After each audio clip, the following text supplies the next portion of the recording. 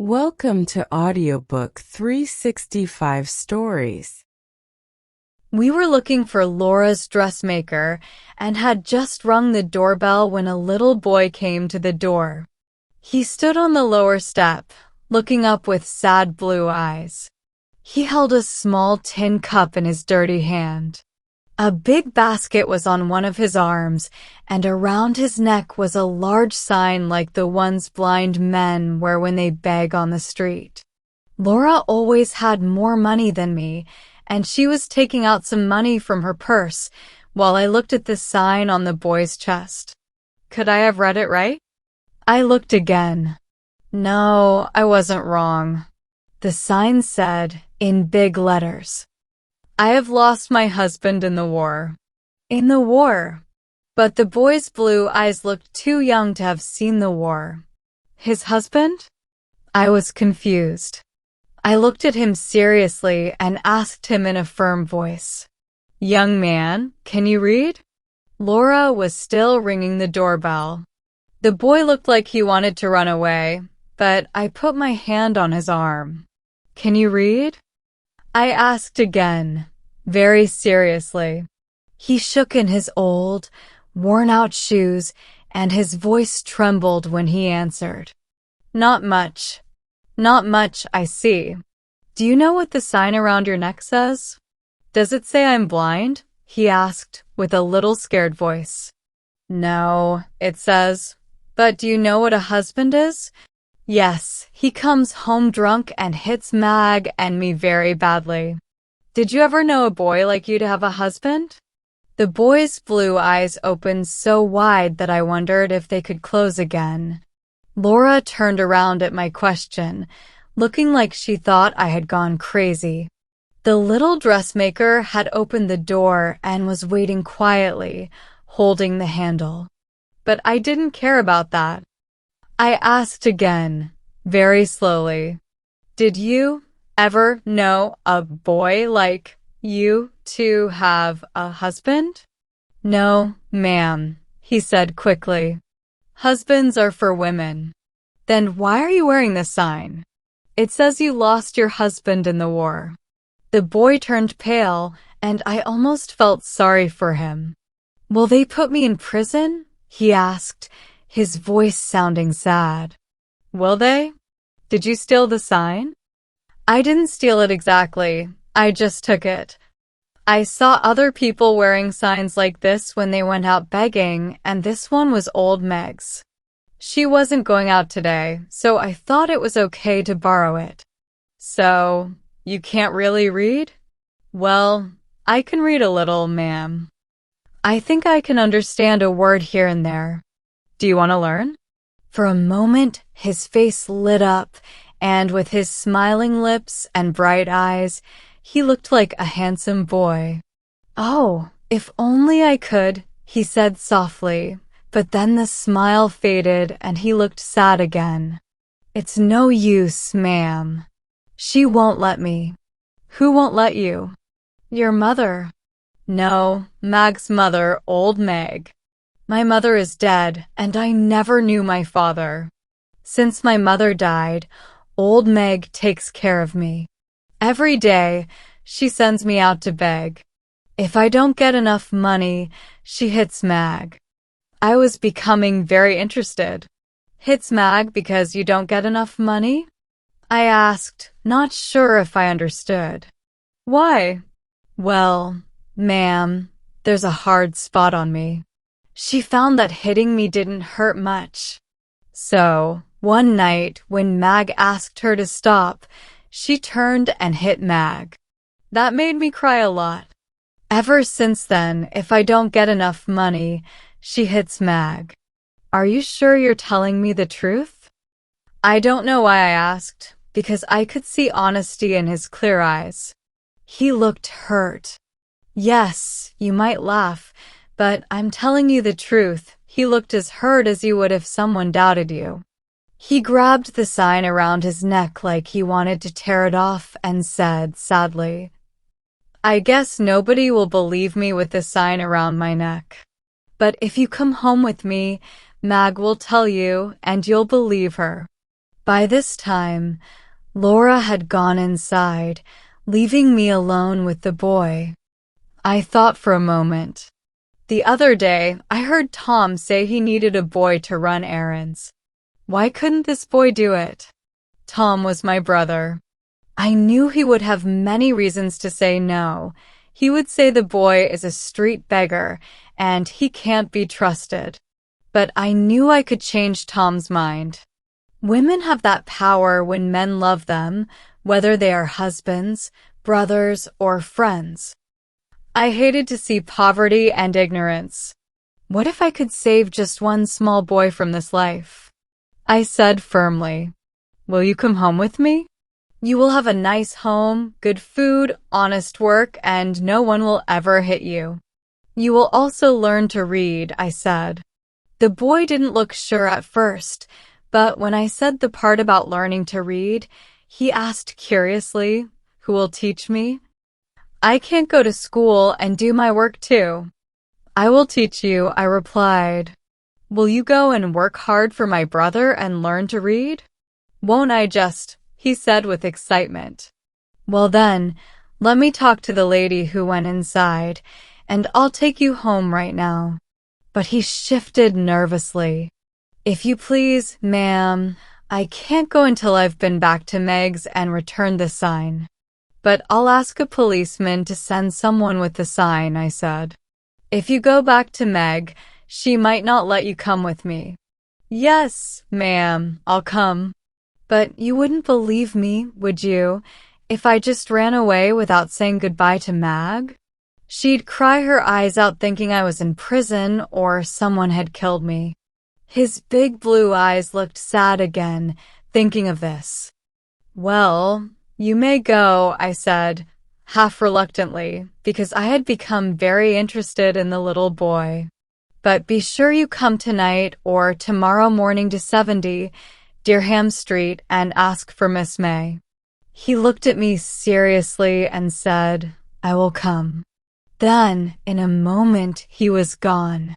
That night after dinner, I told Tom about the boy. He was doubtful, mocking, and didn't believe me, just like I knew he would be. But in the end, he promised to give my vagrant a try if the boy ever came. Just as I convinced him, the doorbell rang. I ran to the dining room door. The dining room was in the front basement, and the outside door was so close that I opened it myself. It was the boy. "I want Miss May," he said, speaking to me like I was a servant. But when he heard my voice, his manner changed and became respectful. I brought him in to see Tom. I saw how the boy's blue eyes softened even Tom's tough mind and heart. Tom spoke kindly to him, then sent him to the kitchen for supper. "Where do you plan to keep this new boy?" Tom asked after the boy left. "In this house," I answered. "There's a small bed ready for him in the attic. The cook will give him a bath and some clothes her own son left behind when he went to sea. I want to save this boy from a life of misery and bad choices, and I'm willing to work hard for it. If you're not willing to help, I'll be ashamed of you." Tom laughed and called me his fierce little woman, his angry dove, and other names he only used when he was in a good mood. So I knew everything would be fine. Within 3 days, Tom admitted that my vagrant, as he still called the boy, even though we now knew his name was Johnny True, was the best errand boy he'd ever had. As I had promised, I taught him how to read. He was the brightest student I ever had. In just 4 months, he could read almost anything. There was a kind of eager excitement in his desire to learn, and I didn't understand why. Sometimes, after I came home from a party or the opera, I would find him studying in the kitchen, even at midnight. We all grew fond of him. The cook said he was no trouble at all and made her feel like she had her own son back. He served Tom with a loyal dedication, like a dog. As for me, I think he would have done anything for me. But one morning, he got up and walked out of the house. When his breakfast was ready, the cook called him, but he didn't come. She looked for him everywhere, from the attic to the basement, but he was gone. Before Tom left for work, another boy came. This boy was a little older than Johnny, and he looked nice and respectable. He asked for Mr. May and came into the dining room, holding his cap in his hand. "If you please, sir," he said shyly, "Johnny True wants to know if you'll take me to work in his place. He won't be coming back, and I've done errand work before. I have good references." The boy spoke so fast, he didn't even stop between sentences. Tom looked at him slowly and lit a cigar. "Johnny isn't coming back?" Tom asked. "No, sir," the boy answered. "Where did Johnny go?" "He didn't tell me, but he said he would feel very bad if you were upset about losing him. He also said that I can do the job just as well as he did." I could see that Tom was going to say no, so I quickly spoke up before he could. "Please take him," I said quietly to Tom. Then I told the boy, "Go to the store now, and Mr. May will see you later." Tom laughed, half amused, half annoyed, as the boy left. "Well, dear, I don't think your vagrant was such a success that you should let him choose my next errand boy. I think that if this new boy is as good as Johnny, you won't have any complaints," I replied angrily. But deep down, I was sad. I thought Johnny cared too much about me to leave like that. That night, Tom said the new boy was doing well, and he would keep him. I think Tom missed Johnny, but not as much as I missed my smart little student, my grateful little friend. The new boy lived at home, wherever that was. I didn't care much about him or think about giving him the bed in the attic. 2 or 3 weeks passed, and we didn't hear anything from Johnny. But then, on a rainy day, Johnny came back and asked for Miss May. "I guess he feels sorry," Cook said as she came upstairs to tell me. I went downstairs, ready to be strict with Johnny. I wanted to show him how serious I was about him running away. But when I saw the sad look in his blue eyes, I couldn't be angry. He looked thin and pale, and my heart softened before he even spoke.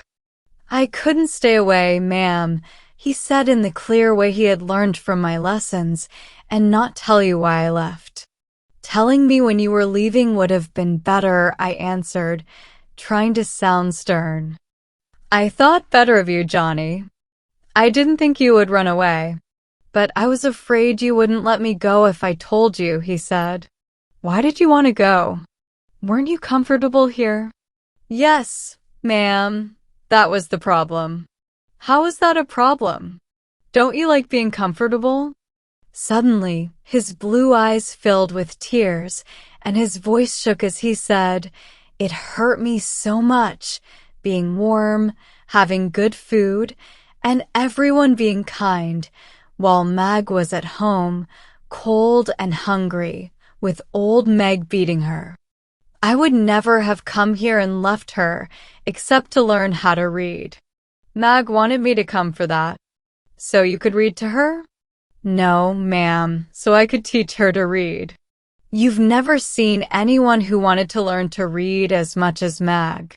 When I went home that first day and told her all about you and everything you said, I told her I couldn't stay here and leave her behind to suffer.